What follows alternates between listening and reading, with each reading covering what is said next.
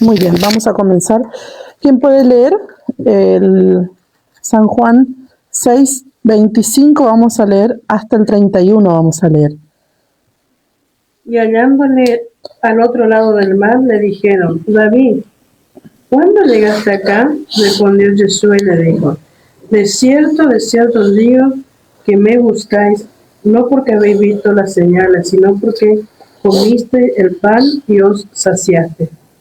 Trabajad no por la comida que perece, sino por la comida que a vida eterna permanece, la cual el Hijo del Hombre os dará, porque a éste señaló Dios el Padre.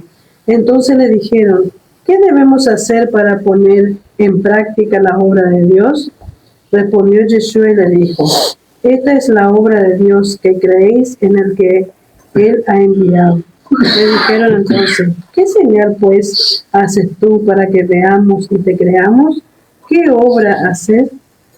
Nuestros padres comieron el maná en el desierto, como está escrito: pan del cielo les dio a comer. Muy bien. Entonces vimos que el Señor venía haciendo desde el capítulo 6 el milagro de la alimentación a los 5.000. Luego vimos que Él camina sobre el mar y también vimos que en un instante, cuando se encontró en la mitad del mar, vimos que el mar, ¿cuánto medía más o menos de largo? Algo de 24 kilómetros, ¿verdad? Sí, y que Él le alcanzó a los discípulos a la mitad del mar, pero en un segundo, en un instante estuvieron a la orilla. Entonces también era vimos que ahí había también un milagro sobrenatural de urgencia de la predicación del Evangelio. Pudimos ver ahí que nos encontrábamos con esa situación. Pero ahora vemos en el versículo 25 que dice: hallándole al otro lado del mar, le dijeron: Rabí, ¿cuándo llegaste acá? Respondió Yeshua y le dijo: de cierto, os digo que me buscáis, no porque habéis visto las señales, sino porque comisteis el pan y os saciasteis. Entonces vamos a empezar a hacer conexiones para poder entender. Recordemos que Yeshua vino a restaurar lo que cayó. ¿Qué fue? El hombre cayó en el Edén, ¿sí? El hombre cayó y Dios vino a restaurar esa caída. O sea, él es el segundo Adán, ¿sí? Entonces el hombre cae a causa de escuchar, ¿no?, la voz de la serpiente.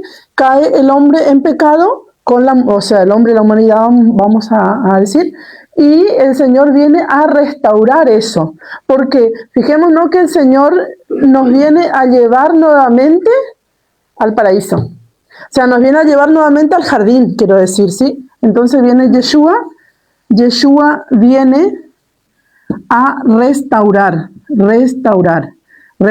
el tabernáculo caído de David, sí, justamente, pero estamos hablando ahora del hombre. Entonces, ¿dónde encontramos por primera vez que aparece el pan? Porque ellos estaban buscando al Señor, porque el Señor los alimentó. ¿Y con qué les alimentó? Con pan y con peces. Génesis 3, 18, 19.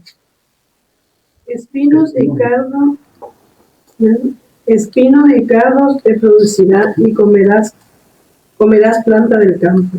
Con el sudor de tu rostro comerás el pan hasta que vuelvas a la tierra, porque de ella fuiste tomado, pues polvo eres y al polvo volverás. Entonces le dice justamente en el versículo 19: con el sudor de tu frente comerás el pan hasta que vuelvas a la tierra.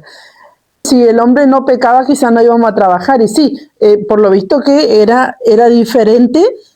Dios iba a proveer para que el hombre le sirva y se dedique solamente a Dios. Pero podemos ver que el pueblo, Dios envió eligió a la tribu de Leví para que sirva al pueblo, o sea, para que sirva a Dios y que el pueblo llevara lo que tenía que llevar y los sacerdotes reciban, ¿sí? Amén. Entonces, y podemos ver que en el jardín del Edén no era así.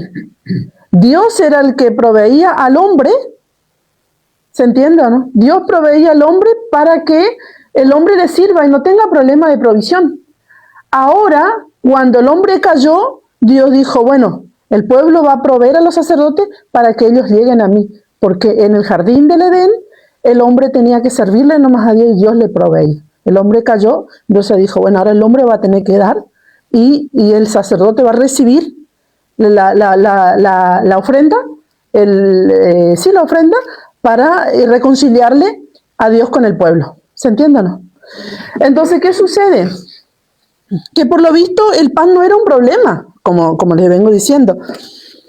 Entonces dice, en el versículo 28 dice, respondió Yeshua y les dijo, de cierto os digo que me buscáis no porque habéis visto las señales, sino porque comisteis el pan y os saciaste. Entonces, el ser humano en su interior y en todo su ser, el ser humano sabe que tiene la provisión divina de Dios. Todo ser humano sabe, hasta el más incrédulo o el más ateo sabe que, en fin, cuando clama a Dios, Dios le va a responder. Eso sabe, pero el ser humano se revela generalmente, pero sabe que la provisión viene de Dios. Entonces ellos encontraron lo que su alma anhelaba. Encontraron que la provisión se desató sobre ellos. Entonces le dice, ustedes me buscan porque comieron y se saciaron. Ustedes saben que ustedes fueron creados para ser saciados por Dios. ¿Se entiende o no? Lo del Edén, que ustedes fueron creados para ser saciados por Dios y que ustedes les sirvan a Dios, no que ustedes trabajen y con el sudor de su frente y hagan todo eso para después, si tienen tiempo, servirle a Dios.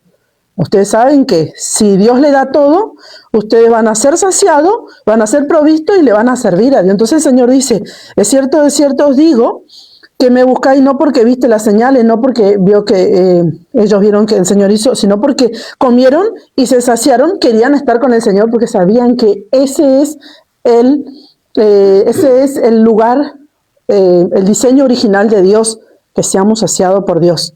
¿Se entiende lo que quiero decir? Esto es muy interesante porque vemos que en el primer capítulo, en la primera mención del pan, es en Génesis 3:18. En el tiempo de Moisés ellos trabajaban. Ellos, el ser de ellos y el interior de ellos, el alma de ellos, nuestra alma reconoce y entiende y sabe que la provisión viene de Dios y nuestra alma sabe que nosotros fuimos creados para adorar a Dios. Es más, cuando nosotros solo vivimos para servir a Dios, nuestra alma se goza, no porque seamos haraganes, sino porque nuestra alma fue creada para eso. El tema es que necesitamos trabajar, porque hasta que nosotros seamos restaurados nuevamente al diseño original, vamos a trabajar para vivir. ¿No? No obstante, Dios va a proveer siempre, muchas veces, sobrenaturalmente, pero tenemos que trabajar, ¿no? Pero cuando nosotros hacemos lo que nos gusta para Dios, la caída del hombre causó la dificultad de conseguir el pan. Eso fue lo que causó la caída del hombre, ¿sí? Y ahí es donde dice el pastor,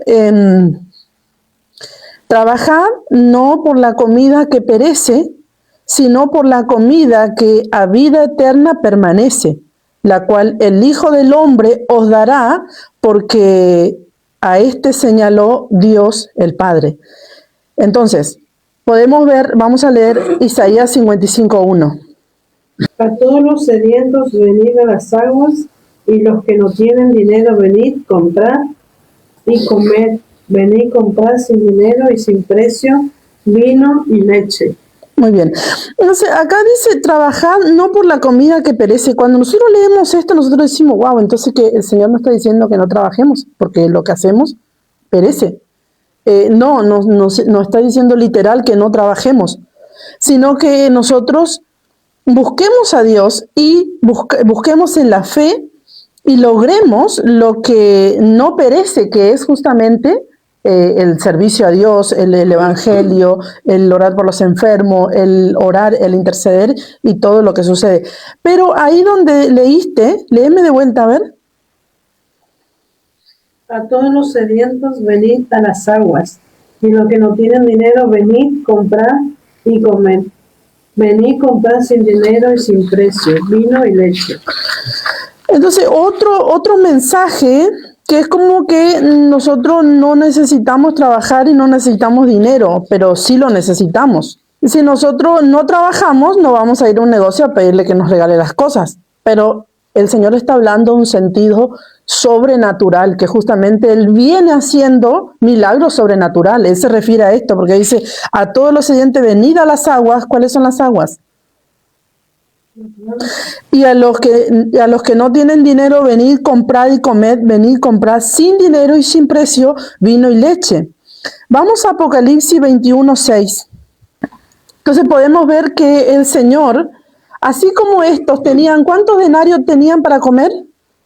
¿Se acuerdan o no? Así, 200. ¿Se acuerdan? Que Felipe le dijo, Señor, 200 denarios no va a alcanzar para dar de comer a esta multitud. Entonces, el Señor lo que está mostrando, hermanos, acá podemos entender algo muy interesante. Lo que el Señor nos está mostrando es que nosotros podemos vivir en lo sobrenatural de Dios. Nosotros fuimos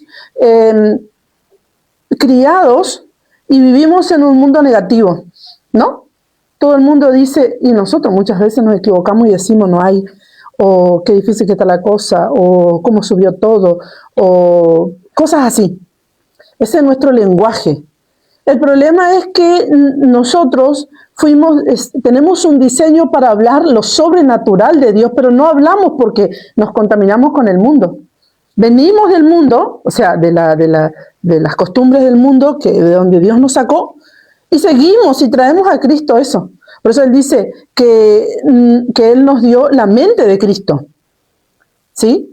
Vamos a leer en Apocalipsis. Dice, y me dijo, hecho está, yo soy el Aleph Tav, o el Alfa y la Omega fue traducido, dice el principio y el fin. Al que tuviere sed, yo le daré gratuitamente de la fuente del agua de la vida.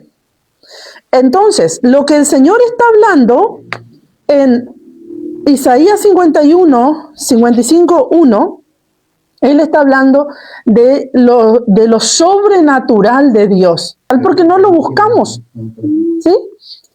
Porque no lo buscamos, porque nosotros sabemos que si trabajamos vamos a comprar lo que queremos. Y creemos que Dios nos provee por medio del trabajo. Y sí, es verdad, Dios nos provee por medio del trabajo. Pero si nosotros queremos vivir lo sobrenatural de Dios, sí podemos vivir lo sobrenatural de Dios. Es más, fuimos creados para vivir lo sobrenatural de Dios. Imagínense que no, la bendición que nosotros tenemos es tan pequeña porque no alcanza nuestra mente a entrar en lo sobrenatural de Dios, porque no cambiamos el lenguaje. Y si cambiamos un rato, pero luego nos olvidamos y volvemos otra vez a decir cosas negativas sobre nuestras cosas, o sobre nuestro día a día, porque la gente nos contamina, porque nos habla, porque nos hace otra vez caer en ese, volvemos nuevamente a repetir cosas negativas. ¿No nos pasa? Sí, nos pasa. Y en Apocalipsis 22:17, y el espíritu y la esposa dicen ven, y el que oye diga ven, y el que tiene sed venga, y el que quiera tome del agua de la vida gratuitamente. O sea, para nosotros buscar lo sobrenatural de Dios no tenemos que pagar nada de plata, pero sí tenemos que pagar algo, que es tiempo, ¿sí? El tiempo que debemos pagar. Dios está queriendo desatar algo sobrenatural, ¿no? Entonces, sí realmente cuesta, porque el que dice no cuesta nada, sí cuesta. Cuesta porque cuesta negarse, cuesta renunciar, cuesta tiempo, cuesta estar, cuesta en los ayunos, todo cuesta. No es que, ay, sí, mira qué lindo hacer 7 días de ayuno, qué lindo, qué fácil. No es fácil, todo cuesta. Pero realmente el Señor dice, vengan, en el capítulo 22:17 dice, y el que quiera tome del agua de la vida gratuitamente. O sea, sí lo vamos a recibir gratuitamente porque no vamos a pagar el dinero, pero todo tiene un costo en el sentido del tiempo, me refiero. En Isaías 55:2 dice, ¿por qué gastáis el dinero en lo que no es pan y vuestro trabajo en lo que no sacia? Oídme atentamente y comed del bien, y se deleitará vuestra alma con grosura. Entonces le hace una pregunta, ¿por qué gastáis el dinero en lo que no es pan y vuestro trabajo en lo que no sacia? O sea, siempre hablo de esto, que hay personas que, no creo que sea el caso de ustedes, pero hay personas que viven de los cultos, que no oran nunca, no ayunan nunca y no abren nunca la palabra, y es literal, existe, y no abren nunca la palabra en la casa, vive de los cultos. Entonces, realmente esta persona gasta su tiempo en lo que nos sacia. Porque si gastara un poquito de tiempo y si hiciera ¿cómo se llama la mañana que se hace? El devocional, realmente se va a alimentar. Un video en las redes, algo que hable de la fe, lo que sea. De repente, hay veces no hay fuerzas para no creo que sea el caso de ustedes, porque ya son más maduros, pero de abrir la palabra y leer, pero un video mientras se desayuna, algo, lo que sea, escuchar, alimentarse de alguna manera. Yo me debo alimentar cada día. Entonces, podemos ver que solo Dios puede satisfacer el alma cansada. Vamos a volver a Juan. En el versículo 27 del capítulo 6 dice: trabajad no por la comida que perece, sino por la comida que a vida eterna permanece, la cual el Hijo del Hombre os dará, porque a este señaló Dios el Padre. Entonces, aquí en este pasaje está haciendo el autor, está impulsando a entender entre lo físico y lo espiritual. ¿Por qué lo físico y lo espiritual? Porque venimos viendo que el Señor caminaba sobre las aguas, ¿sí? Cuando se encontró con los discípulos, ¿qué pasó? Dice que al instante estuvieron en la orilla. O sea, ahí se produjo lo físico y lo espiritual. Ellos estuvieron en el agua, se vieron, hablaron, pero de repente sucedió algo espiritual que al instante estuvieron en el borde. ¿Sí? Entonces se conecta lo físico y lo espiritual. Entonces, realmente donde conecta lo físico y lo espiritual se produce el milagro sobrenatural. En Juan 6, 28 al 29, ¿quién puede leer? Entonces le dijeron: ¿qué debemos hacer para poner en práctica las obras de Dios? Respondió Yeshua y les dijo: esta es la obra de Dios, que creáis en el que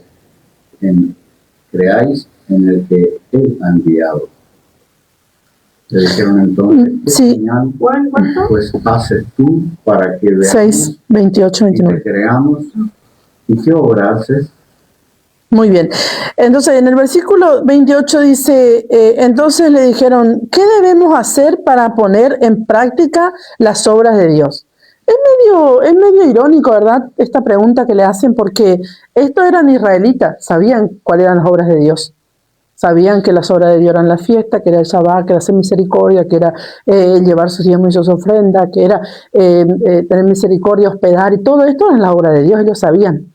Pero ellos le hacen una pregunta al Señor y le dicen: ¿qué debemos hacer para poner en práctica las obras de Dios? Y ahí Él le responde y le dice: esta es la obra de Dios, que creáis en el que Él ha enviado. ¿Por qué Él dice que creáis en el que Él ha enviado?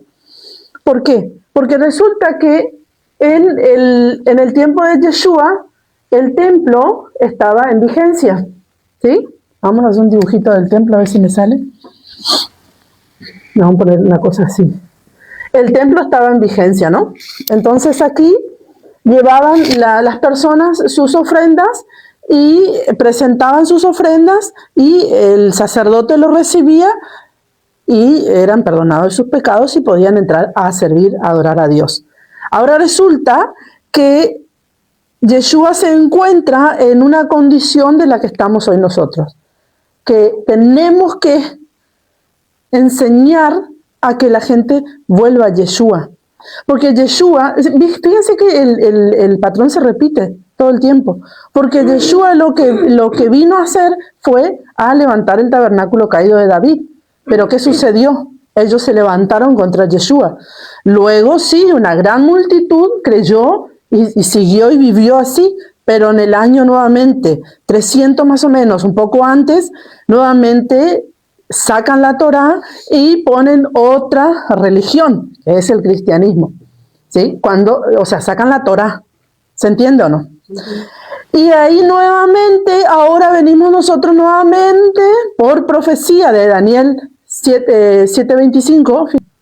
Y hablará palabras contra el Altísimo y a los santos del Altísimo quebrantará y pensará en cambiar los tiempos y la ley, y serán entregados en su mano hasta tiempo y medio tiempo. Muy bien, entonces eso es lo que está profetizando Daniel, tiene que ver con que se levantaría un hombre, que de hecho se levantó, cambió los tiempos y la ley. Entonces, ¿qué dijo la Torá? No más, cambió los tiempos, cambió la ley y nuevamente le dio a los... Ya el templo no había, ya el templo no estaba, porque en el año 70 el templo es destruido, en el año 70 después de Cristo el templo es destruido, entonces ya no existía. Entonces se levantaría un hombre que cambiaría los tiempos y la ley. Y podemos ver que eso sucedió. Ahora nuevamente Dios restaura, viene al llamamiento en la restauración de Israel, porque dice tiempo, medio tiempo y mitad de tiempo, está refiriendo que luego se va a levantar. ¿Me entienden lo que digo? Que luego la Torá va a ser restaurada. Entonces, lo que hoy se levanta en contra de la restauración de la Torá es todo como que decía antes, un patrón que se repite nada más, pero es una realidad. Entonces vemos que él le dice, esta es la obra de Dios, que creáis al que me envió. Porque claro, ellos ya no tenían que llevar más las ofrendas al o llámese cordero, llámese palomino, lo que sea, al templo, porque tenían que creer al que le envió. ¿Por qué? El Padre envió ¿a quién? A Yeshua. El Padre envió a Yeshua para que Yeshua hiciese ese sacrificio que antes ellos llevaban al templo. Que ese sacrificio le perdonaba a ellos. Ellos presentaban la ofrenda y ellos eran perdonados. ¿Pero por cuánto tiempo les perdonaba? Por un año. Hasta que volvían a pecar. Les perdonaba hasta que volvían a pecar. Ahora Yeshua nos perdona para siempre. Ahora bien, si nosotros pecamos, vamos a Él y pedimos perdón y Él nos perdona. Pero no vamos a, de repente si pecamos, no vamos a esperar que Yeshua venga otra vez y que muera y resucite para que nos perdone otra vez, porque Él dice, no, si ustedes pecan, abogado tienen para con Yeshua el justo que aboga vuestra causa. Entonces, esto es lo importante, entonces, para que ustedes crean al que les envió, y ahí viene lo que decía justamente el pastor, el Espíritu Santo de Dios, por supuesto, viene por medio de la muerte y la resurrección de Yeshua más que nada, y que envía el Espíritu Santo para que ellos puedan entender. Hermanos, nadie va a entender o va a recibir la revelación de la Torá si no tiene el Espíritu Santo de Dios. Ahora usted dirá, pero Valeria, la gente tiene el Espíritu Santo de Dios. Sí, tiene el Espíritu Santo de Dios, pero no tiene la revelación. El Espíritu Santo es una cosa y la revelación por medio del Espíritu Santo es otra. Entonces, necesitamos el Espíritu Santo para recibir la revelación, porque la revelación no la recibimos porque sí. Fíjense que dicen que no se estudia la Escritura. ¿Quién dijo que la Escritura no se estudiaba? Que ellos pasaban todos los Shabbat y estudiaban las Escrituras. Es más, cuando Pablo llegaba de viaje con sus compañeros, los ancianos de la sinagoga le decían si tiene palabra de Dios que le dieran, porque ellos estaban esperando una palabra de Dios de parte de los apóstoles. Todo esto es profético, lo que está sucediendo. Tenemos que entender que todo es profético. Fíjense lo que dice en el versículo 30. Le dijeron entonces, ¿qué señal pues haces tú para que veamos y te creamos? ¿Qué obras haces?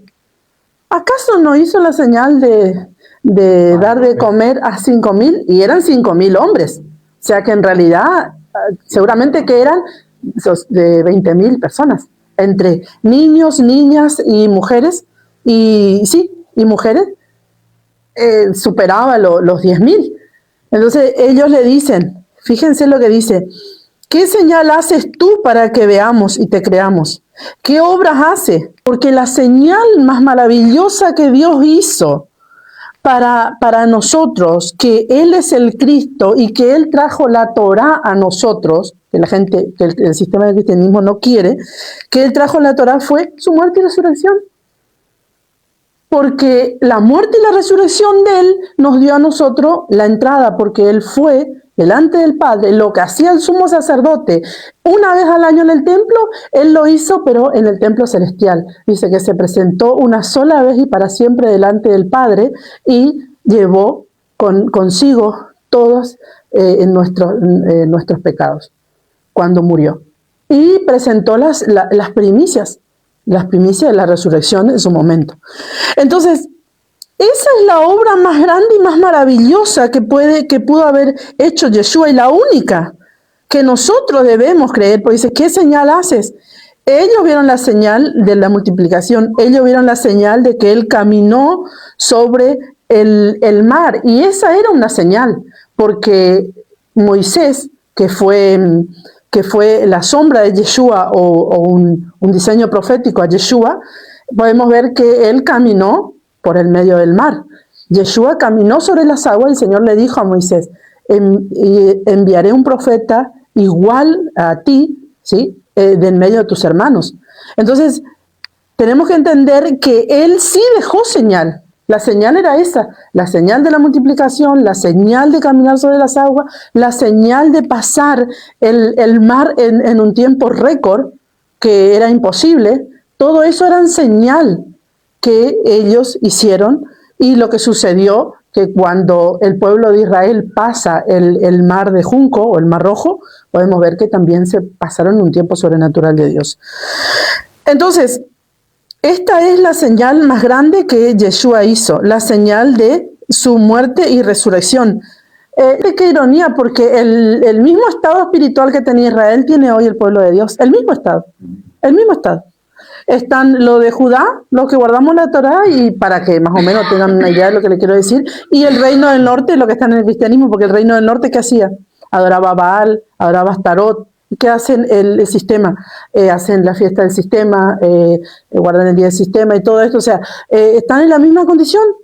¿Cuál es el llamado de todos los profetas? Por eso el Señor dijo, yo no he venido a abolir la Torá ni los profetas. ¿Cuál es el llamado de todos los profetas? Que Israel vuelva a la Torá.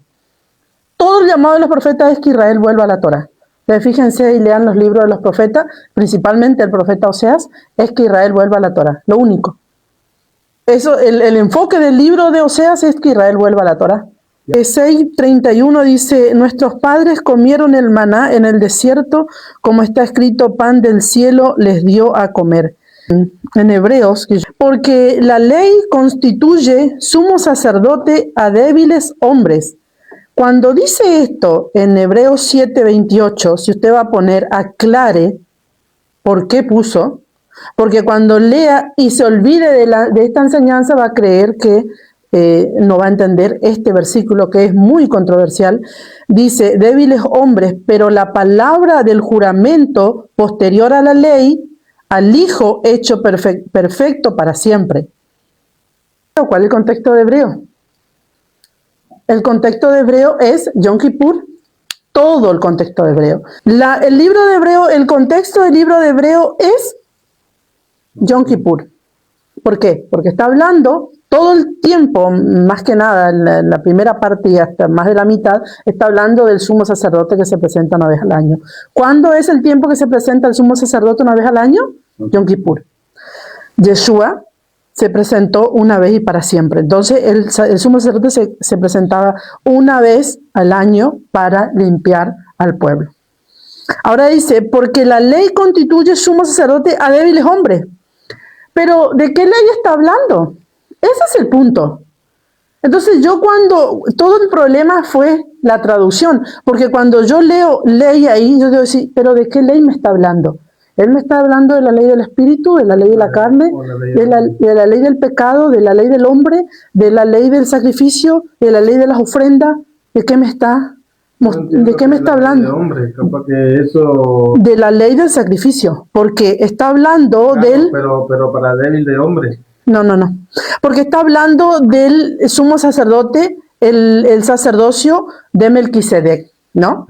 Para presentar a el sumo sacerdote, el Cohen Gadol Yeshua, que se presentó una vez y para siempre. Entonces, la ley que está hablando aquí, ahora vamos a leer así. Porque la ley del sacrificio, fíjense, porque la ley del sacrificio, si leemos así, ¿verdad? Porque la ley del sacrificio constituye sumo sacerdote a débiles hombres. La ley del sacrificio. Porque los que iban a presentar el sacrificio tenían que presentar primero para ellos, porque ellos eran débiles, eran pecadores. Entonces, esa ley constituía sacerdotes a débiles hombres. Ellos tenían que presentar sacrificio para luego presentar ante el pueblo. Yeshua no.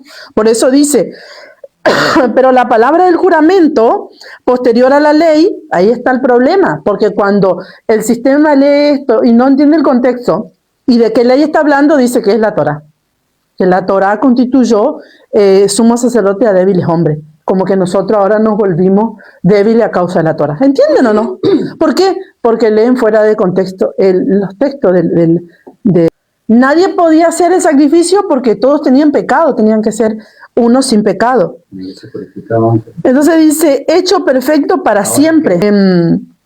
Juan 6:31, Éxodo 16:4 al 15. Yahweh dijo a Moisés, he aquí yo os haré llover pan del cielo y el pueblo saldrá y recogerá diariamente la porción de un día para que yo lo pruebe si anda en mi ley o no. Entonces el pueblo tenía que, vamos a leer solo el 4 porque bueno, hasta el 15 habla todo lo que es justamente lo del pan y cómo ellos tenían que buscar el pan cada día. Y Yahweh dijo a Moisés, he aquí yo os haré llover pan del cielo y el pueblo saldrá y recogerá diariamente la porción de un día para que yo lo pruebe si anda en mi ley o no. Entonces, cuando aquella persona fue y recogió doble porción un día que no era viernes, que no era antes Shabbat, se agusanó. Al otro día no pudieron comer porque juntó de más. Entonces no pudo dejar para el otro día lo que sobró, porque no se podía hacer así. Tenía que juntarse todos los días lo necesario para el consumo. Entonces podemos ver que el 32 y el 33. En Juan, ¿no? Sí. De cierto os digo, que no os dio Moisés el pan del cielo, mas mi Padre os da el verdadero pan del cielo. Porque el pan de Dios es aquel que descendió del cielo y da vida al mundo. Claro, porque ellos les dicen, ¿qué señal nos da? ¿Qué haces para que nosotros creamos? ¿Qué obras hace? Porque nuestros padres comieron el maná en el desierto, como está escrito, pan del cielo les doy a comer. Entonces, ahora vamos nuevamente a entender el contexto del templo. Entonces le dice, ¿qué señal haces? Porque nuestros padres recibieron el pan y ellos adoraban a Dios por medio de los sacrificios, adoran a Dios, nos enseñaron a adorar así y Dios les dio pan del cielo. ¿Qué señal tú haces para decirnos a nosotros que ahora, por ejemplo, no vamos a hacer más sacrificio por nuestros pecados y que tú eres el Cordero de Dios? No dice eso ahí, estamos parafraseando la historia, ¿sí? Entonces, ¿qué señal haces para que nosotros creamos que tú eres el enviado? En otras palabras. Entonces vemos que dice, el Señor le dice, de cierto os digo, no os dio Moisés el pan del cielo, mas mi Padre os da el verdadero pan del cielo. Moisés le dio el pan para que se alimenten todos los días. Y Dios nos dio el verdadero pan del cielo, el que nos va a hacer volver a Él. Porque el pan de Dios es aquel que descendió del cielo y da vida al mundo. Fíjense ustedes en una cosa muy interesante. Las personas, hoy hablábamos de una persona, de una persona en particular con ellos. Cómo Dios trae vida al mundo por medio de Yeshua. Y vos decís, pero esa persona estaba muerta y ahora resplandece, bueno, yo soy testigo de vida porque cuando estuve sin el Señor casi me mató la hechicería por andar en malos caminos. Literal, casi me mató y quedé tan flaca. Salmo 78, 24. E hizo llover sobre ellos maná para que comiesen y le dio trigo de los cielos. Muy bien, entonces nosotros debemos, ¿para qué el ser humano comía el pan o para qué come? El pan es símbolo de ¿qué? De alimento, ¿no? ¿De vida eterna? No, el pan común, el pan que comemos, de vida, de vida, de alimento, ¿no? Él les dio el pan, el maná, dice el Salmo, pero mi Padre, dice el Señor, les da el verdadero pan del cielo que da vida al mundo.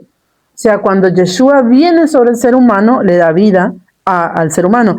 Deuteronomio 8, del 1 al 3.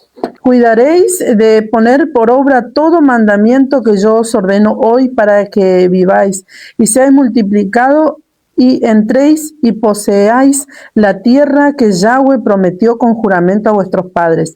Y te acordarás de todo el camino por donde te ha traído Yahweh tu Dios estos 40 años en el desierto para afligirte, para probarte, para saber lo que había en tu corazón, si habías de guardar o no sus mandamientos. Y te afligió y te hizo tener hambre y te sustentó con maná, comida que no conocías tú ni tus padres la habían conocido, para hacerte saber que no solo de pan vivirá el hombre, más de todo lo que sale de la boca de Yahweh vivirá el hombre. Entonces, Yeshua le dice, ellos les piden señal y les dice, nosotros tenemos una señal que envió nuestro Dios para que nosotros creamos en Él. Ahora bien, ¿qué señal nos da tú que tú eres el Cristo, el prometido de Dios en las Escrituras? Entonces ahí Él le dice, Él le dio ese pan, pero Moisés le dio ese pan, pero mi Padre le da el verdadero pan, que es el que trae vida al mundo. Y le dijeron, Señor, danos siempre este pan. Yeshua les dijo, yo soy el pan de vida, el que a mí viene nunca tendrá hambre, y el que en mí cree no tendrá sed jamás. Mas os he dicho que aunque me habéis visto, no creéis. Todo lo que el Padre me da, vendrá a mí, y al que a mí viene, no lo echo fuera. Lucas 22, 19. Y tomó el pan y dio gracias, y le partió y les dio, diciendo, este es mi cuerpo, que por vosotros he dado. Haced esto en memoria de mí. Entonces podemos ver que el versículo 20 dice, de igual manera, después que hubo cenado, tomó la copa y diciendo, esta copa es el nuevo pacto en mi sangre, que por vosotros se derrama. Muy bien, entonces esto yo ya le expliqué anteriormente de lo que él está hablando, y el Lucas, el autor del libro, nos habla justamente y nos lleva a la referencia a Jeremías 31:31, porque lo que el Señor está hablando sentado en la mesa, vamos a suponer y vamos a imaginarnos la situación. El Señor levanta el pan y le dice, este es mi cuerpo que por vosotros es partido. O sea, iban a partir el pan, iban a comer. Y en otra parte, más arriba, no sé si más arriba o en San Juanes, sí, en San Juan, que dice que ellos deben comer la carne y tomar la sangre de Cristo, y los judíos se espantan por lo que él les dice, sí, en San Juanes. Entonces podemos ver que él les dice, este es mi cuerpo que por vosotros es partido. Haced esto todas las veces que la bebieran en mí. Y luego habla de la copa, y la referencia es Jeremías 31 al 34, lo sabemos de memoria, ¿o no? Aquí que vienen días para el nuevo pacto con la casa de Israel y con la casa de Judá, no como el pacto que hice con sus padres cuando les saqué de la tierra de Egipto, porque ellos invalidaron mi pacto, aunque fui yo marido para ellos, pero escribiré mi Torá en sus corazones y en sus mentes, yo seré su Dios y ellos serán mi pueblo. Entonces podemos ver que lo que el Señor está haciendo en la institución de la cena, ahí que lleva por título, ¿verdad? No ese es el título, pero le pusieron el título, porque en realidad la Biblia no tiene título, fue así cuando fue traducida, pusieron título, capítulo y versículo. Entonces podemos ver que en esta cena el Señor está hablando del pacto que Jeremías venía ya declarando. Vienen días que hará un nuevo pacto con la casa de Judá y con la casa de Israel, y no como el pacto que hice con sus padres. ¿Con quién? Con los padres de ellos, que fueron las 12 tribus. O sea, no lo voy a hacer así. Entonces dice, el pacto que yo hice con ellos fue que ellos se circuncidaban, la señal del pacto era la circuncisión, y el pacto era, yo seré su Dios y ellos serán mi pueblo. Ahora, entiendan esto porque es importante, ahora dice, no haré más ese pacto, sino que escribiré mi Torá en sus corazones y en sus mentes, yo seré su Dios y ellos serán mi pueblo. Entonces ahora está diciendo, ellos no se van a circuncidar más, no van a necesitar la señal de la circuncisión para que ellos sean mi pueblo y yo sea su Dios. Viene un nuevo pacto, la señal del nuevo pacto. La sangre derramada en el madero, o sea, nosotros ya no... Ahora bien, la circuncisión es un mandamiento, sí, es un mandamiento eterno. como pueblo de Dios, pero no es esa la señal del pacto. O sea, ahora, para que nosotros vivamos ese pacto. No. Él dice, vienen días que hará un nuevo pacto, y el nuevo pacto no va a necesitar que ustedes derramen sangre, porque mi hijo va a derramar por ustedes. ¿Se entiende o no? Esa es la señal. Entonces, ahí está declarando, en la referencia que nos manda, está declarando, y también nos manda a Éxodo 24, 6 al 8, que nos dice justamente que Moisés agarró la sangre, roció sobre el pueblo, roció sobre la ley. Todo esto es lo que hizo Yeshua. Derramó su sangre preciosa sobre el pueblo porque derramó su sangre en la tierra, y derramó sobre nosotros cuando lo recibimos, para que la ley esté escrita en nuestra mente, en nuestros corazones, que tiene que ver con la Torá. Muy bien, entonces podemos ver 38. Porque he descendido del cielo no para hacer mi voluntad, sino la voluntad del que me envió. Y esta es la voluntad del Padre, el que me envió, que de todo lo que me diere no pierda yo nada, sino que lo resucite en el día postrero. Muy bien, y esta es la voluntad del que me ha enviado, que todo lo que ve al Hijo, que todo aquel que ve al Hijo y cree en Él tenga vida eterna, y yo le resucite en el día postrero. Murmuraron entonces de él y los judíos, porque había dicho, yo soy el pan que descendió del cielo. Y decían, ¿no es este Yeshua el hijo de José, cuyo padre y madre nosotros conocemos? ¿Cómo pues dice del cielo he descendido? Yeshua respondió y le dijo, no murmuréis entre vosotros, ninguno puede venir a mí si el Padre que me envió no le trajere, y yo le resucitaré en el día postrero. Entonces, fijémonos que aquí hay algo interesante con respecto a la Torá, porque el contexto también es la Torá, por supuesto. Dice, ¿qué están murmurando? No murmuren entre vosotros.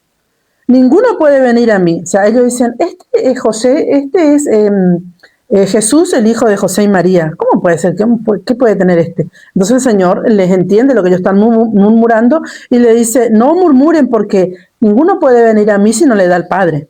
Entonces, todos aquellos que murmuran contra la Torá, o sea, murmuran, pero si el Padre nos les da la revelación para que entiendan la Torá y vengan, no van a venir.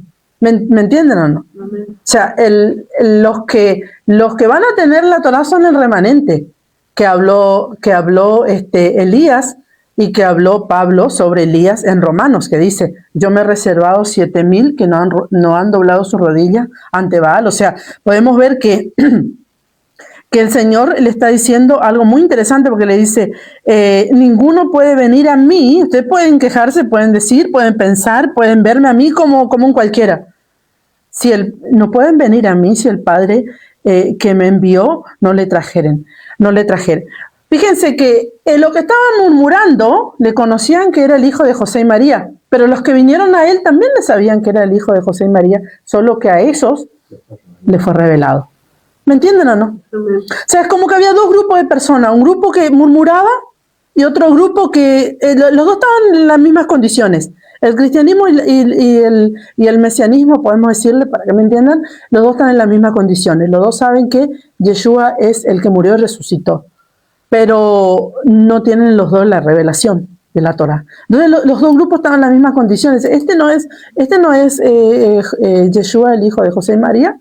Este grupo sabía que él era el hijo de José y María, este otro grupo también sabía, solo que este grupo tuvo la revelación. Entonces le dice él, nadie puede venir a mí si el Padre no les trae. Y yo le resucitaré en el día postrero. Escrito está en los profetas, y serán todos enseñados por Dios, así que todo aquel que oyó al Padre y aprendió de él, viene a mí. ¿Qué es oír al Padre? Isaías 54, 13, a ver. Oír los mandamientos y obedecer. Oír los mandamientos y obedecer. ¿Isaías cuánto? 54, 13. ¿Por qué? Porque cuando el Señor descendió en el monte Sinaí, Él habló los mandamientos, sus mandamientos, que el pueblo dijo, no podemos escuchar, no soportamos, nosotros no vamos a escuchar, que te habla vos, Moisés, y vos nos transmitís a nosotros. Entonces dice, todo aquel dice que oyó al Padre y aprendió de él, viene a mí. Isaías 54:13. Y todos tus hijos serán enseñados por Yahweh, y se multiplicará la paz de tus hijos. Muy bien, entonces podemos ver que hay una promesa sobre la Torá de Dios.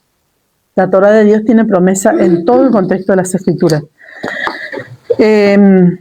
Vamos a decir entonces que los que realmente vengan a la Torá es porque el Señor le va a traer. Totalmente. Ahora bien, el resto no va a ser salvo. No hablamos de salvación. Nunca hablamos de salvación. No estamos hablando de salvación. Estamos hablando de la Torá y de la restauración de Israel. Entonces, la restauración de Israel es una cosa y el plan de salvación para el mundo es otra. ¿Se entiende o no? Porque la restauración de Israel son los que entienden y llevan la revelación, que son injertados en el olivo verde. Estos que estaban murmurando, seguramente recibieron salvación, pero estos otros estaban a la par de Yeshua, andaban con él, vivían con él, experimentaban los milagros que Yeshua hacía. ¿Leímos 54? Muy bien. Ahí está, entonces podemos ver que tenemos una promesa. Dice el 46, no que alguno haya visto al Padre, sino aquel que vino de Dios, este ha visto al Padre. ¿Quién es este? Yeshua. Por eso Él es la Torá, Él es los mandamientos, Él es el orden divino para el hombre, Yeshua. Por eso es que Yeshua trae vida al mundo, porque cuando Él se manifiesta en algún ser humano que lo recibe, le trae vida porque Él es la Torá, Él es la palabra, Él es el pan de vida, Él es la vida, Él es todo lo que Dios quiere para la humanidad. Dice el 47, de cierto os digo, el que cree en mí tiene vida eterna. Ahí está. Esto es muy interesante lo que dice. De cierto os digo, el que cree en mí tiene vida eterna. El Señor no dijo, el que guarda el Shabbat tiene vida eterna. ¿Me entiende o no? Entonces no estoy hablando de salvación. Él no dijo, el que guarda la fiesta tiene vida eterna. Él no dijo, el que, no sé, que se le pueda ocurrir un mandamiento. Él dijo, el que cree en mí. Por eso dice también en Joel, que el que declare en aquel día, el que pronuncie el nombre del Señor será salvo. O sea, la salvación es una cosa, pero el remanente de Israel y la restauración es otra. Son dos cosas totalmente distintas. ¿Se entiende? Yo soy el pan de vida, vuestros padres comieron el maná en el desierto y murieron. Ahora bien, ¿nosotros morimos? Si Él es el maná de vida, ¿nosotros vamos a morir como mueren todos y vamos a ser enterrados? Todos vamos a morir. Pero dormiremos. Claro, vuestros padres comieron el maná en el desierto y murieron. Él está haciendo una comparación porque todo el tiempo, ellos le hablaron del pan en el desierto. Bueno, están hablando del pan del desierto, bueno, vamos a hablar del pan que descendió del cielo, que envió por medio de Moisés. Bueno, ese pan, ¿qué les dio? Le alimentó por un tiempo, pero murieron. Ahora yo les doy el verdadero pan del cielo, el que da vida. Para sí. conquistar y vencer al otro. Totalmente, bueno, era un alimento. Entonces ahora dice, yo le doy el verdadero pan del cielo que les da vida eterna. Ahora él está hablando ya de una dimensión sobrenatural y superior a la vida de que nosotros hablamos. Entonces cuando nosotros leemos las Escrituras tenemos que posicionarnos en un nivel superior para entender lo que está hablando, porque acá dice, ellos comieron y murieron, o sea, ¿acaso nosotros no vamos a morir? Sí vamos a morir, pero una cosa es morir y otra cosa es dormir, como decía el pastor. Vamos a resucitar. Este es el pan que desciende del cielo para que el que de él come no muera. Entonces el que come de ese pan, el que acepta a Yeshua, no muere. ¿Pero muere o no muere? Sí muere, pero no muere eternamente. ¿Se entiende o no? Sí. Eso es lo que está hablando, porque él está hablando de dos cosas. Ellos le presentaron el pan en el desierto, entonces él se presentó como el pan verdadero. ¿Me entienden? Porque todo el tiempo la palabra no está hablando de vida eterna. Todo el tiempo no está hablando de vida eterna. Yo soy el pan vivo que descendió del cielo. Si alguno comiere de este pan, vivirá para siempre. Y el pan que yo daré es mi carne, la cual yo daré por la vida del mundo. El 53 y el 54 dice, el 52 dice, entonces los judíos contendían entre sí diciendo, ¿cómo puede éste darnos a comer su carne? Yeshua le dijo, de cierto os digo, si no coméis la carne del Hijo del Hombre y bebéis su sangre, no tenéis vida en vosotros. El que come mi carne y bebe mi sangre tiene vida eterna, y yo le resucitaré en el día postrero. Fíjense, qué interesante, porque nosotros venimos viendo la alimentación, el paralítico en Betesda, el Cordero de Dios y todo, pero conectamos con la fiesta de Pesaj, ¿se acuerdan? Entonces, acá él está diciendo, el que come mi carne, ¿por qué? Vamos a conectar con la fiesta de Pesaj, porque él está hablando de algo sobrenatural y espiritual. Entonces, cuando nosotros venimos a leer esta parte de las Escrituras, tenemos que, como que dice, parar y entender, ¿de qué está hablando? ¿Podemos entender esta parte? Si no comen la carne del Hijo del Hombre, a ver, pastora Ana, si no comen la carne del Hijo del Hombre y beben su sangre, no tenéis vida en vosotros. Venimos hablando que él, sí, por supuesto, no podían comer carne humana, ni tomar sangre. Entonces, él venía diciendo que él era el Cordero. Vamos un poquito más a lo que él viene enseñando, que Juan le dice, he aquí el Cordero de Dios que quita el pecado del mundo. ¿Qué es lo que sucedía en la fiesta de Pesaj? ¿Qué es lo que sucedía? Se mataba al cordero y se pintaban los dinteles de la puerta, en el sentido de el Egipto, ¿sí?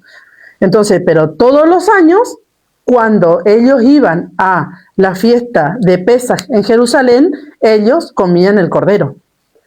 Entonces, después viene hablando él del pan del desierto, que ellos le dicen, nuestros padres comieron el pan del desierto. Entonces, bueno, vamos a hablar del pan del desierto, yo soy el pan de vida. Entonces, él se está poniendo en una posición de redención. Él se está poniendo en la posición del Cordero, él se está poniendo en la posición del pan, de la proposición de la mesa del lugar santo. Él se está poniendo tenemos que entender, por eso es importante haber estudiado todos estos pasos para entender cómo él se está posicionando.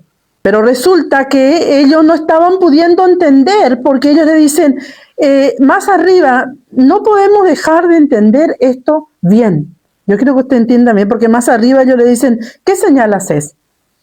¿Qué señal haces? Porque nosotros teníamos todas las señales, o sea, se presentaba el Cordero en el templo, se presentaban las ofrendas, éramos perdonados los pecados, nos reconciliábamos con Dios, la adorábamos. Ahora tú dices que tú eres el Hijo de Dios que quita el pecado del mundo, tú eres el Cordero, tú eres el pan de vida, tú eres, ¿qué señal nos da? Ahora él viene y les dice a sus hermanos, dice, de cierto os digo, si no coméis la carne del Hijo del Hombre y no bebéis su sangre, no tenéis vida en vosotros. El que come mi carne y bebe mi sangre tiene vida eterna y yo le resucitaré en el día postrero. Entonces está diciendo, ya a la fiesta de Pesaj ustedes no van a comer el cordero. Yo soy el cordero. Tienen que comer mi carne. O sea, ¿en qué sentido es el cordero?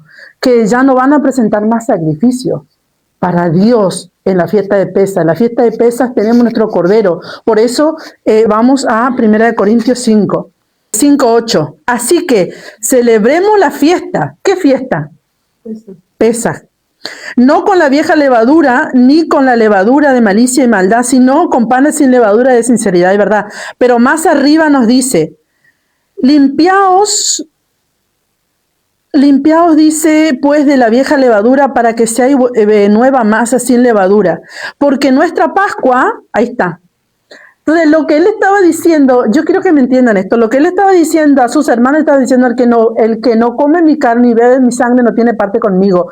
Y Pablo, el apóstol, está diciendo, porque nuestra Pascua, en el versículo 7, que es Cristo, nuestro cordero que debemos comer en Pesaj ahora, porque ya no vamos a llevar cordero al templo, porque Yeshua ya murió y resucitó, porque acá está hablando Pablo, cuando Cristo ya murió y resucitó, ¿se entiende? Entonces, ¿se entiende o no? Entonces, nuestro cordero que es Cristo, ya murió, resucitó, ya fue sacrificada, dice, por nosotros nuestra Pascua. Entonces dice, así que celebremos la fiesta. Entonces él está diciendo a sus hermanos, él está hablando de algo que va a venir porque él está hablando ahora, él está vivo. Entonces está diciendo, el que no come mi carne y bebe mi sangre, o sea, ya no van a presentar más. Si quieren venir a mí, van a tener que hacer la fiesta de Pesaj por medio de mi sacrificio, no por el sacrificio que van a llevar al templo.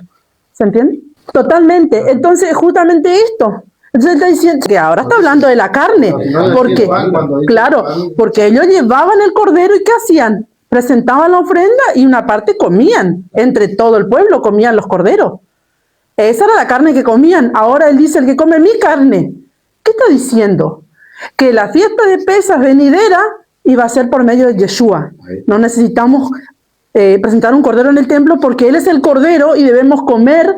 No vamos a comer el cuerpo de Yeshua, literal, pero todo lo que vamos a hacer, sabemos que nuestro cordero que estamos comiendo y lo que estamos haciendo proféticamente es por él. Él está en la mesa con nosotros. Él es nuestro cordero. Él es la carne. ¿Se entiende? Y esa sangre, ¿cómo la tomamos? Él derramó y nos dio vida juntamente con él. Él nos salvó, nos limpió por medio de esa sangre. Entonces la recibimos para ser salvos y para redimirnos de nuestros pecados. Eso se entiende. Proverbios 6:23. Porque el mandamiento es lámpara y la enseñanza es luz, y camino de vida las reprensiones que te instruyen. Aquí justamente leemos Proverbios 6:23 porque está hablando de la carne y la sangre. Está hablando también en el sentido de comer, como decía antes el pastor Domingo, de la palabra, ¿no? Entonces ahí nos habla Proverbio de justamente esto. Dice, porque el mandamiento es lámpara, la enseñanza es luz y el camino da vida y camino de vida las reprensiones que te instruyen. En Salmo 119, 160, la suma de tu palabra es verdad y eterno es todo juicio de tu justicia. En Levítico 22, 10 al 11, fíjense que dice, el que no come mi carne y bebe mi sangre no tiene parte conmigo. Ahora bien, ¿quién es Yeshua para nosotros hoy en día? ¿Quién es Yeshua? ¿Nuestro? Sacerdote. Cohen Gadol, sí. Él no es sacerdote, Cohen Gadol. Él es sumo sacerdote. El sacerdote somos nosotros, que hacemos el servicio, el Cohen. Él es sumo sacerdote porque él se presentó una vez y para siempre. Entonces, esto es importante poder diferenciar. Una cosa es sacerdote y otra cosa es sumo sacerdote. Nosotros no podemos ser sumo sacerdotes porque nosotros no nos podemos presentar en el templo celestial, ¿se entiende? Entonces, nos vamos a Levítico 22, 10 al 11, dice así. Ningún extranjero comerá cosa sagrada, el huésped del sacerdote y el jornalero no comerán cosa sagrada. Entonces, está diciendo que ningún extranjero puede comer cosas sagradas. ¿Cuál era nuestra condición ante Yeshua? ¿Cuál era nuestra condición? Extranjero. Extranjero. Resulta que dice que ningún extranjero puede comer. Ahora bien, el versículo 11 dice, mas cuando el sacerdote comprare algún esclavo por dinero, ¿qué éramos nosotros? ¿No? Esclavo. Este podrá comer de ella, así como también el nacido en su casa podrá comer de su alimento. Entonces acá está haciendo dos referencias, los nacidos en su casa, los israelitas natural, y los extranjeros y los esclavos. Pero resulta que dice, no puede comer ningún extranjero. Nosotros en la condición que estábamos no podíamos comer de la sangre y de la carne del Señor. ¿Por qué? Porque no teníamos condiciones. Pero resulta que dice que si el sacerdote compra, o el sumo sacerdote en este caso, compra al extranjero, o al esclavo mejor dicho, puede comer. Entonces, ¿qué hizo Yeshua? Nos compró por precio de sangre y nos dio a comer en su mesa. ¿Se entiende? Bueno, vamos a dejar por ahí, a ver.